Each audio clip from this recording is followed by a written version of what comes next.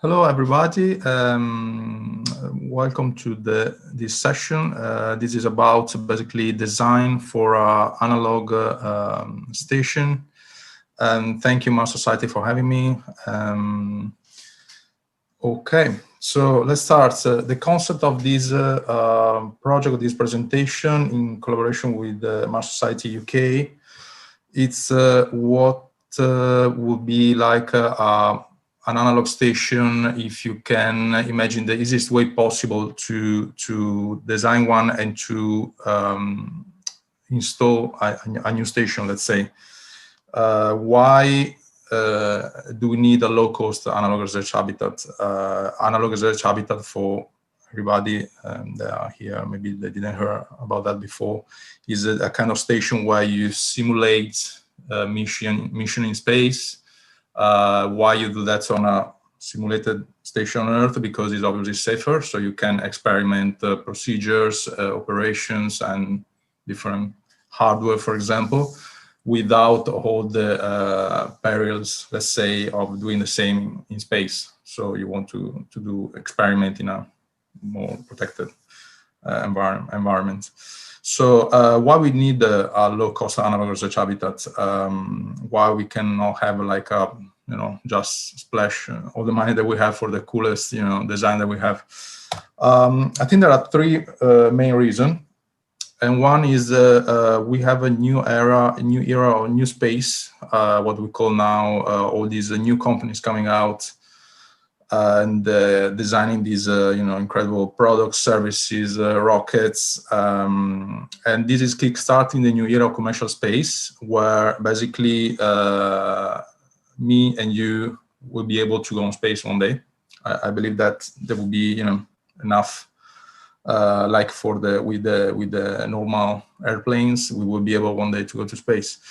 And it means that there are going to be a lot of non-professional astronauts in the future. It can be 5 years, it can be 10 years, 15, but it will be like that. So first reason is there will be a lot of non-professional astronauts that will have the chance to go to space. The second reason is the current rate of progress by SpaceX. With the Starship, we know that when it's going to be live, it will be an incredible opportunity to send 100 ton in low Earth orbit, and this will change the game. It will change the price of sending mass to orbit, and this may happen, faster than what you think. This brings also to the third point.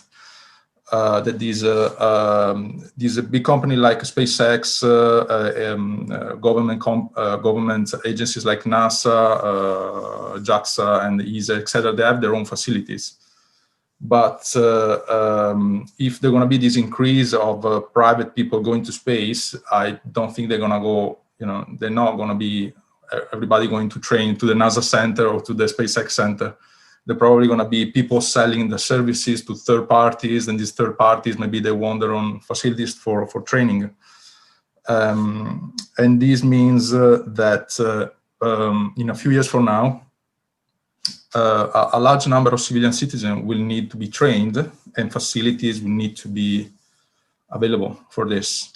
And maybe NASA and SpaceX can be more facilities, but and for sure they're going to be specialized facilities, like for test the gravity acceleration to 6G when you launch on a rocket, etc. But we are talking also, we need facilities that you can use to test like very simple procedures, and I think there are going to be hundreds of people eventually that will be able to go to space and have a low-cost analog station would allow different private companies without a huge investment of money to have their own facilities and to allow people to do this basic training.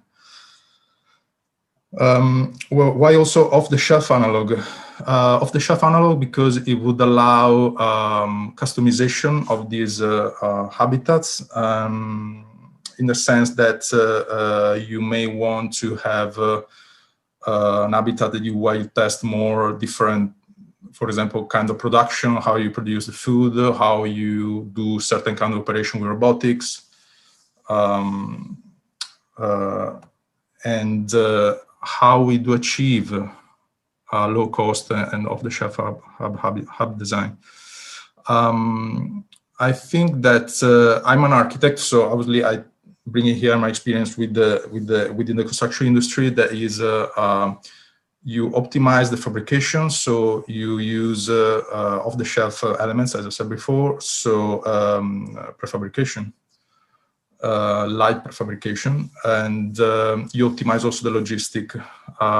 Why I am saying logistic? I studied existing and the design of analog stations that were supposed to be built, and eventually they had problems, and those problems were with the logistic. Especially, I remember the Euromars, the European station, eventually didn't materialize because so far as I found from my research, the logistic had problems. All the parts were in the containers. The containers were stored, they were basically in a place with under the weather for a long time, and then they were shipped across from America to Europe. And they tried to save it. There was a lot of problem, but I think a lot of that was due to logistic and how you can streamline the process of fabrication within the logistic. Because we can also talk about flat pack design, where you have all the parts that can fit in these boxes, and you have less risk of, there are less risk of damaging these parts. So I think logistic and fabrication, they fit into each other to create, to optimize this process.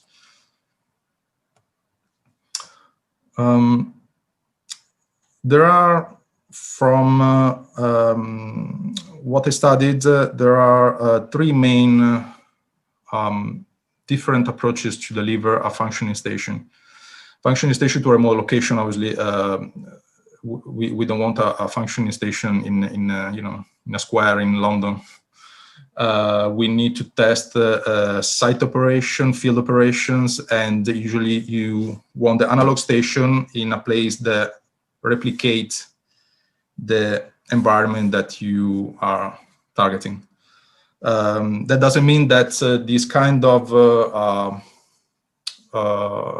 of simulation cannot help also for people going to low Earth orbit in a commercial station, like can be an Axiom station, for example, because you still need to test operation with a team. So it can be 6 people in a station or in a remote location testing operations, and it can be just live together for 1 month in a confined space without connection with the outside world, and that's they're going to be, the psychological aspect of that, etc., etc. I think there are, so these 3 main system is what you see, for example, in the on the left-hand side. That is the NASA deep space analog station. And what happened, basically, they built it in a workshop. They shipped more or less the whole thing in the desert, if I remember well, in Arizona. And then it was deployed on site. The top part that you see is a sort of fabric loft that they created through a competition with the universities. It was applied on a second moment. But the main thing here, the concept here, is that you have this capsule, you launch in a rocket, and this is like a first generation station. So it's one piece and that's it. The pros are that obviously everything is done in a controlled environment, like a warehouse. And the problem can be that it's more problematic to ship in the place that you want to go. For example, here, this capsule where like, it's not that you can fit it in a container. So probably they have some special truck or way to bring it in the desert. They were probably not far away from there, I assume. So the logistically can be challenging.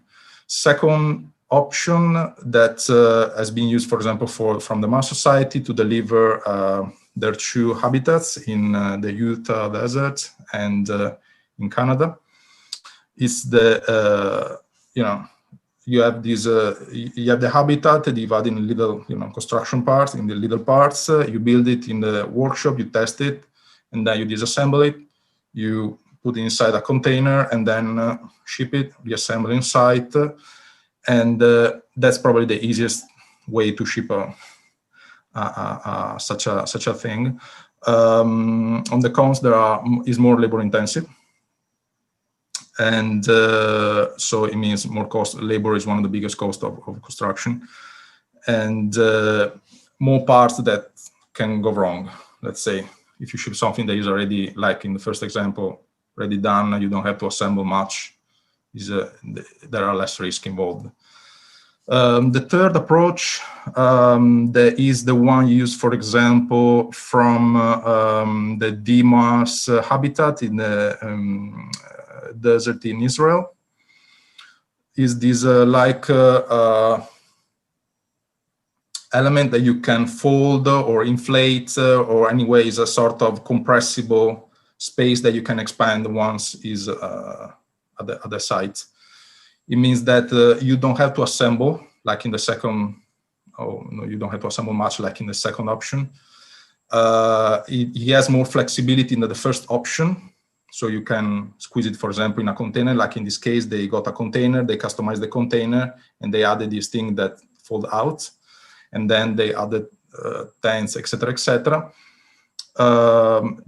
This is in from the architectural point of view as well, is a very interesting solution, and probably have all the positive quality of the first and the second. First and the second option. The cons is the greatest effort in engineering the system. It means that, designing the system can be fun, probably, but you have probably more time with the fabrication. You have to understand how to make it. Probably going to be more expensive because obviously going to be something bespoke. So again, the theme of off the shelf. So you have to create something from you, and one of the most famous example of this is, for example, Modular Aerospace. This was like a folding compressible element that then once in space could expand, but they spent a lot of time engineering this system, and then the problem that they had. I did an analysis a bit of these systems, and I tried to take the best of these 3 systems of deliver analog habitat. And from the first option, I took the fact that the cons is more expensive to ship. But what if we reuse the package as part of the habitat? And for example, you see there to show what I mean. This house has been built on the top of 2 containers. So basically, you could say that probably they put the building materials inside these 2 containers, and then they kept the containers and they build on the top. So that's a smart way to do it. From the second option, the cons of the second option have basically all this part that you build on site is more labor intensive. But what if we use light prefabrication, meaning structural panels that are easy to assemble together? What you see on the left-hand side are structural insulated panels. You see the detail in the middle. So they're just 15 mil boards with a 15 centimeters actually, sorry, insulation in the middle. And these panels are basically structural, so you can just join them together and you already have an external wall basically. So that's much easier than arrive with on site with all the parts that you have to start to build everything from scratch. Another thing that you can borrow, for example, from real estate developers is this kind of joist, this kind of beams that you see on the right. Their quality is very they're very useful because you can have longer span than a normal beam, and you can also have all the services can go through without drilling and without much problem. So that means that you reduce the time of the labor on site, so reduce the cost. Again, low cost, you can have an habitat with less money. And it's probably easier to transport as well, so in a sort of flat pack configuration. For the third option, actually, I decided not to take anything from it, in the sense that, as I mentioned before, there you see an example of the Bigelow. There was this kind of thing where you can compress, feed it in a rocket, shoot it in space, expand it again. But the level of engineering that you need to do to achieve this kind of system, most of the time go against the purpose of a low-cost habitat. So if you have a good budgets, you have a decent amount of time, you can go that way. But what we're talking here is to create facilities for training of civilian astronauts that can be affordable by association, almost by small countries, by all these different actors. And also for the habitats, analog habitat, they use this approach. If you notice, for example, in the NASA habitat, with the top was like this fabric, material, and also for the guys that did the habitat for in the Israeli desert. When they open this container, basically the shell, the part of the shell that open is like a fabric shell, if I understand well. And this is something that, for example, wouldn't suit a location where it's particularly cold. From what I see in the Niger desert and Arizona desert, for example, you have maximum, the coldest I get is -5 degrees, apparently. And I think I'm trying to take the approach where you want to be in a field that is as close as possible to Mars or to the moon, and it's probably Iceland, it's probably Alaska, and there it's probably -15, -20. So it's not an approach that probably we cannot take with this habitat. Just to quickly show what I mean when we talk about the engineering, these are taken from this paper that you see on the bottom left, where they were engineering the top of these NASA habitats, and the studies that they have to do to understand the pressure, understand the inflatable support structure of this thing. You can see on the top left the stratigraphy of this fabric shell. So it's more complex than what it looks like.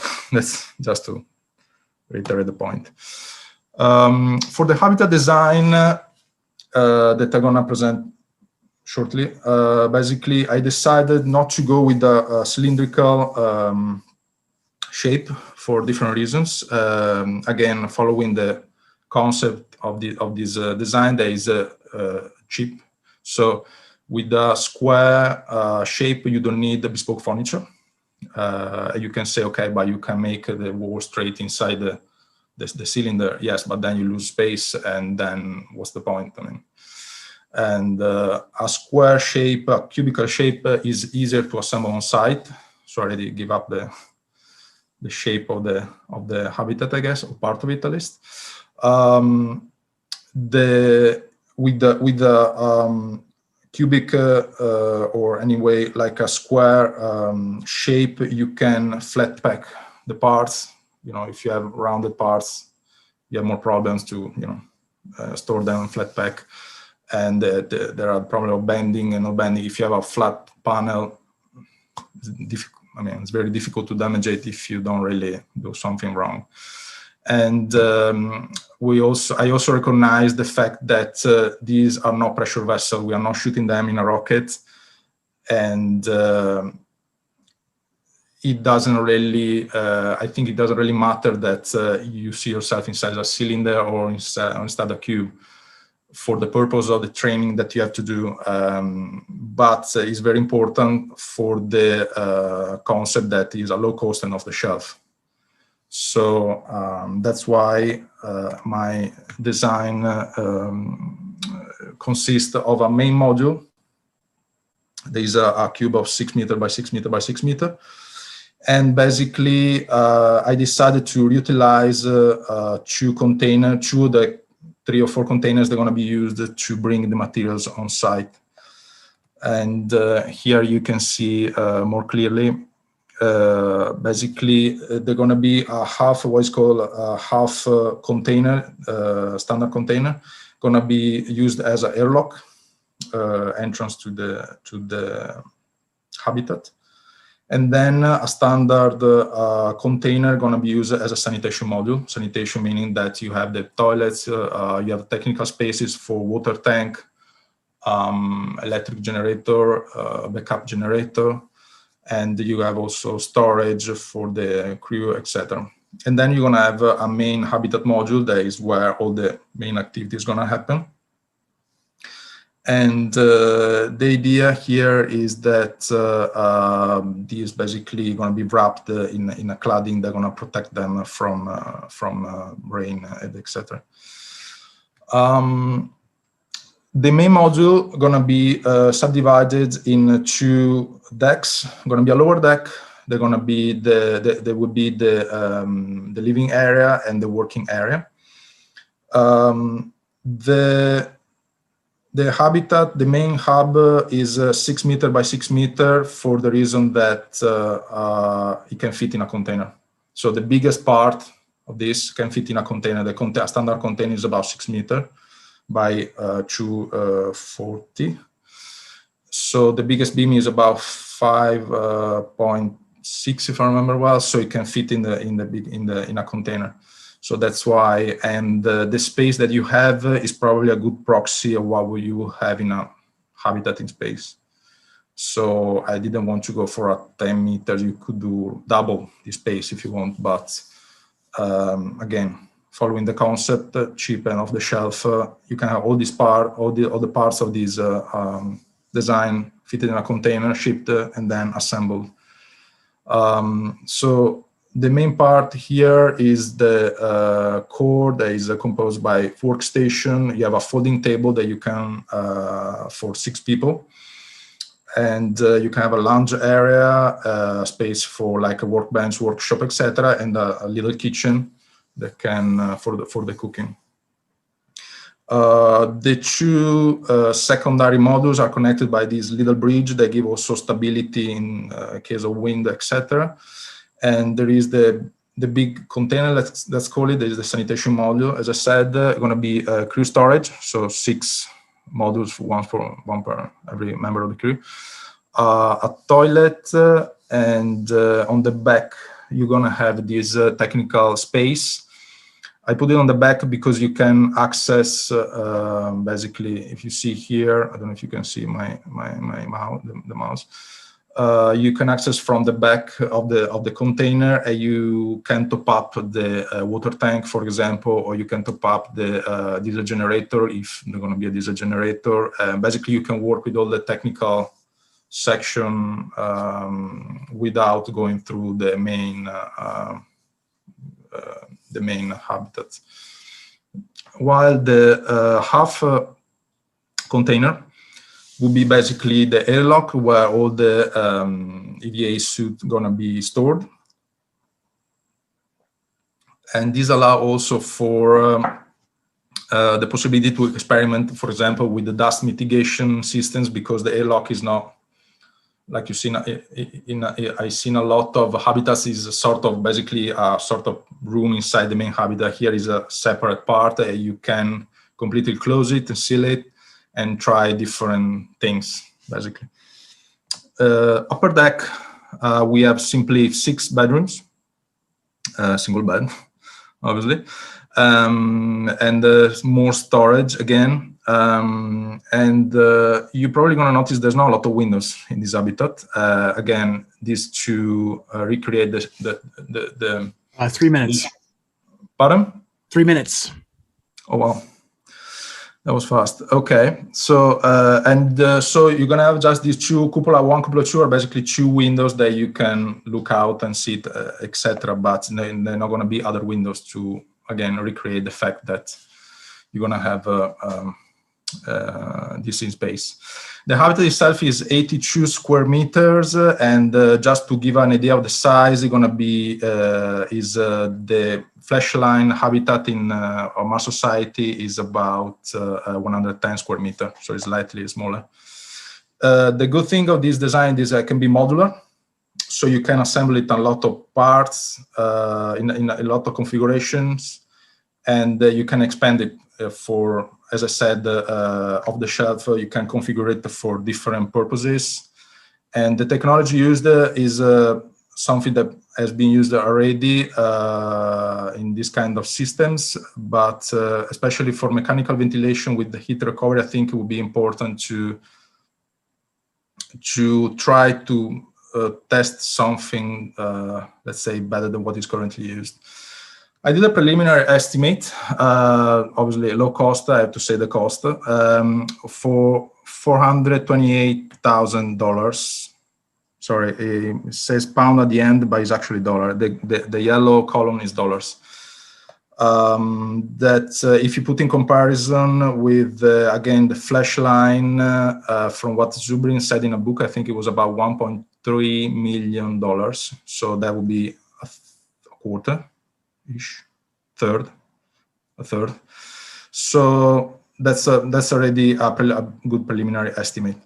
I'm gonna skip the part of the assembling,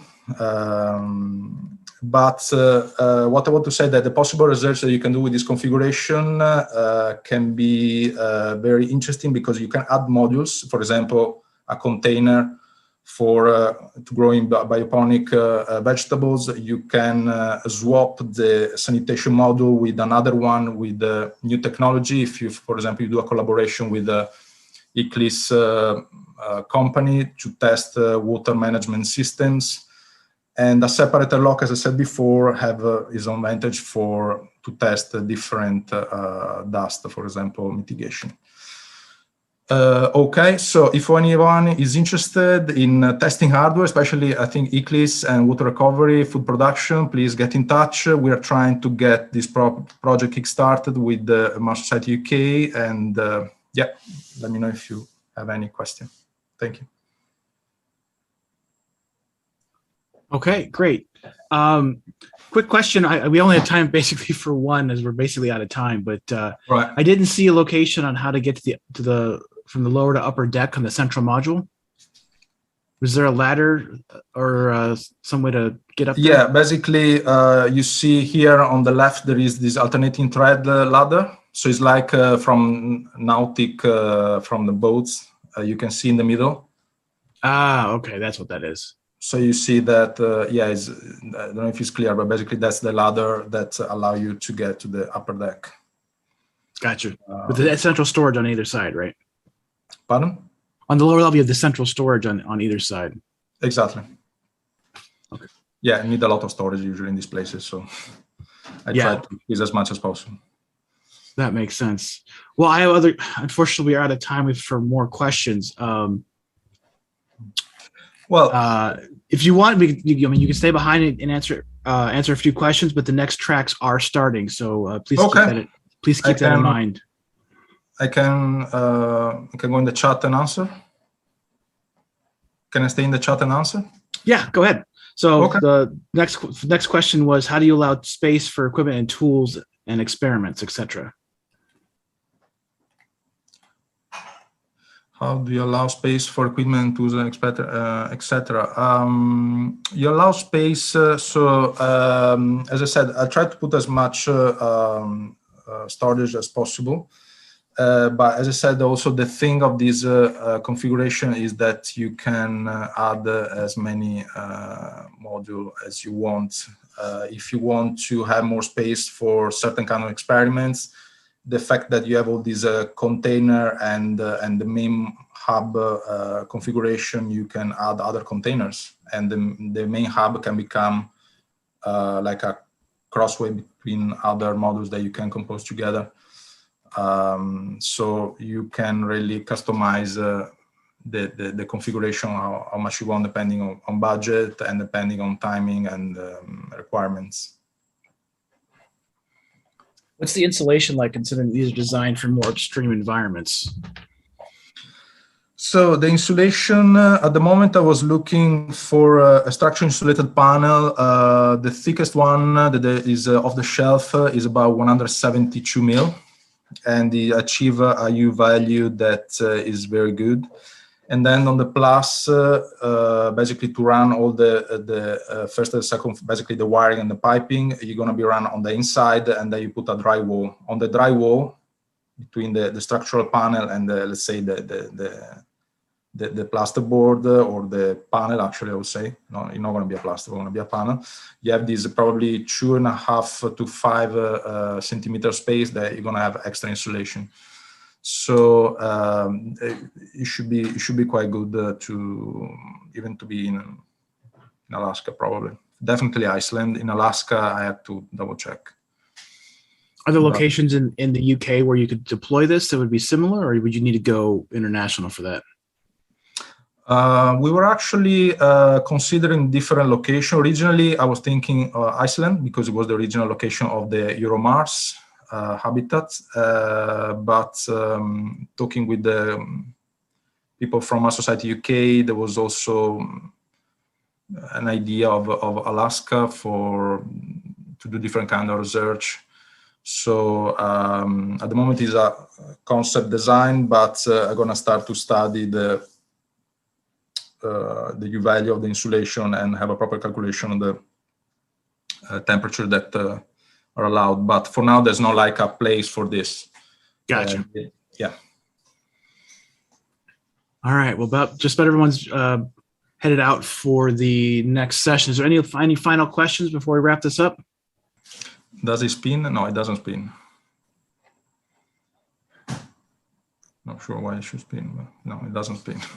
I think he was just talking about for the very first slide had a cylindrical object on it. Maybe that's what he was referencing. Okay. All right. Well, thank you very much for the presentation, and good luck with finding a proper location to get this deployed. It looks very interesting.